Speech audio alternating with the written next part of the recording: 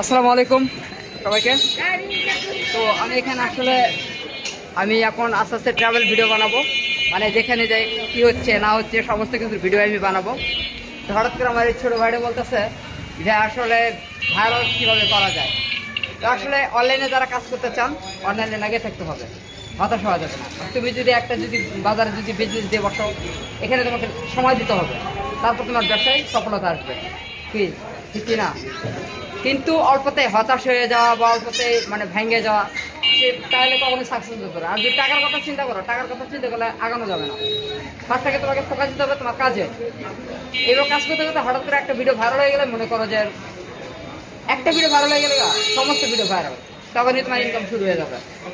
কারণ তুমি এই যে যারা অনেক বড় বড় ব্লগার আছে, অনেক বড় বড় পেজ আছে, ইউটিউব চ্যানেল আছে, এরা কি একদিনে তার আসলে যায় না? আর একদিন আসছে, এরা একদিন আসে নাই। আর আস্তে আস্তে কঠোর পরিশ্রম করতে, এই যে গাড়ি বাড়ি কেন করে, এমনি করেনি, অনেক সময় দিতে হয়। আমি এই জায়গায় 2 বছর ধরে লেগে গেছি। আমি 2022 সাল থেকে কাজ করতেছি আমি। আচ্ছা 2025 সাল, 3 বছর গাড়ি চলছে। ঠিক আছে, তো যাই হোক, ভালো থাকো। হ্যাঁ, ওকে ভাই।